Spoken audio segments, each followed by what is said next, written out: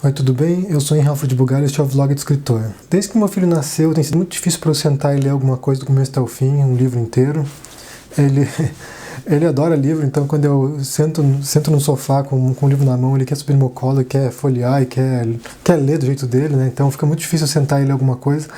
Eu tenho lido bastante no computador, mas às vezes eu tento, me arrisco a ler algum livro impresso ou outro, mas é muito difícil.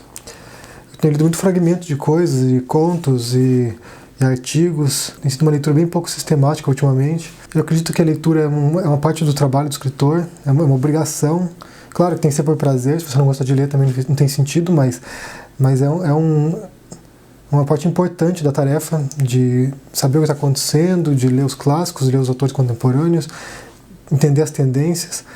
E hoje eu vou falar um pouco das leituras que eu estou tendo nesse mês de dezembro. A princípio eu li alguns artigos para fazer aquele vídeo sobre a arte que entrou essa semana. Eu reli alguns artigos do Danto, do Dick, alguns artigos sobre a obra do Hegel, reli alguns trechos de Nietzsche, eu reli um monte de fragmentos de coisas, só para dar uma relembrada em alguns tópicos sobre esse assunto. Além disso, eu tenho lido bastante contos, principalmente contos minimalistas. Eu estou num período no qual eu procuro alguns autores mais concisos, talvez para refletir um pouco a escrita que eu tenho desenvolvido, então eu tenho tentado entender como escrever o mínimo e dizer o máximo. Por isso, esse mês eu reli alguns contos, li alguns contos que eu não conhecia ainda do Raymond Carver, entre eles um dos contos que ele foi o conto original que ele escreveu e o conto, depois que passou pela edição do Gordon Lish, o editor diz, e algumas pessoas dizem que os contos do Carver ficaram muito melhores depois disso, então eu fui ler para comparar como era antes e como era depois. Não vi grandes mudanças assim a ponto de dizer que ele realmente melhorou o estilo do Carver, mas dá para sentir que a escrita do Carver fica um pouco mais ágil e com menos gordura depois da revisão. O conto que eu li particularmente foi Why Don't You Dance? Não sei como traduzir em português, mas deve ser Porque Vocês Não Dançam? É um conto sobre um casal que está passando e vê uma venda de jardim, todos os móveis no quintal de uma casa, e eles acham que é um garden sale, eles vão lá para dar uma olhada nos itens. E é um conto bem interessante, é um conto bem conciso e bem interessante. Também li alguns contos do Donald Barthelme. Esse é um autor nova-iorquino, um autor americano pós-modernista, que foi bastante popular nos anos 70, e ele tem uns contos também bem concisos. Eu li dois dele, que é o The Skull. Ele é interessante, o Barthelme, porque ele os contos dele vão entrando no absurdo, assim, é bem interessante. E li também um outro que é The Balloon. São dois contos curtinhos e deu para sacar um pouco o estilo dele. Além disso, eu li um outro livro que foi da Sandra Cisneros, que é The House on Mango Street, A Casa na Rua Mango. Não são bem contos, na verdade é um romance, mas são como se fossem fragmentos de cenas cotidianas de uma família de latinos, né, de hispanos nos Estados Unidos. Uma perspectiva bem interessante sobre a vida dessa segunda geração de imigrantes no país.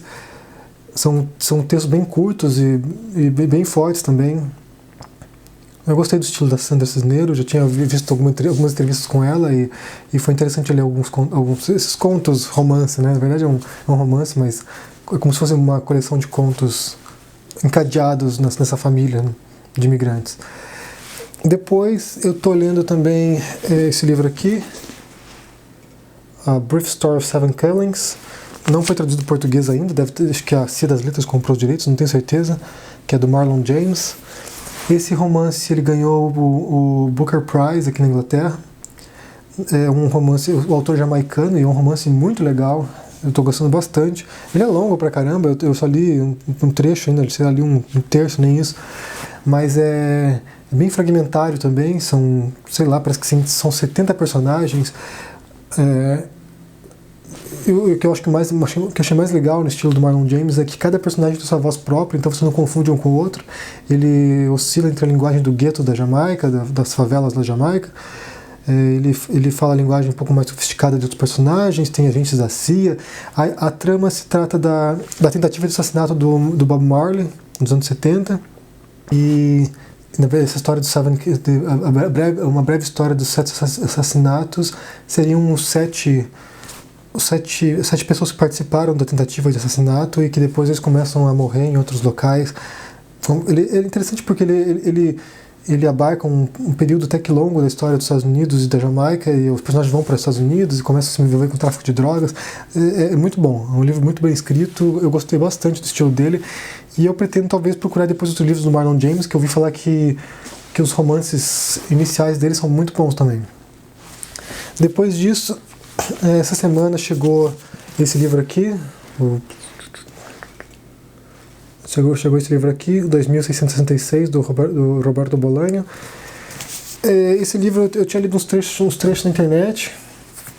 Eu gosto bastante do estilo do Roberto Bolanho, só que eu estava com um pouco de receio de pegar esse livro para ler, porque é um catatal de quase 1000 páginas. Eu já li algumas outras obras dele, e é um autor que sempre tem muito a dizer. Dizem que esse aqui é a obra-prima dele, vamos ver. Só tenho que ter coragem para sentar e começar esse livro aí. Tem muita página.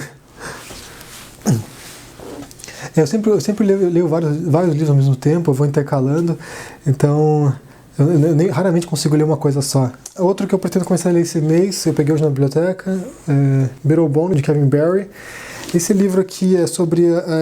é baseado eu não sei se é baseado em história verídica, mas também foi indicado pro Booker Prize, e se trata de um recorte na vida do John Lennon, quando ele vai para uma ilha na Irlanda, uma ilha que ele tem na Irlanda, e ele passa uns dias lá para se afastar dos problemas e se indagar certas questões.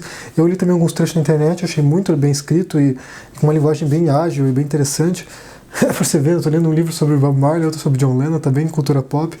Eu tô bastante empolgado para ler esse Bittlebone, é um livro que tá sendo bastante discutido aqui na Inglaterra.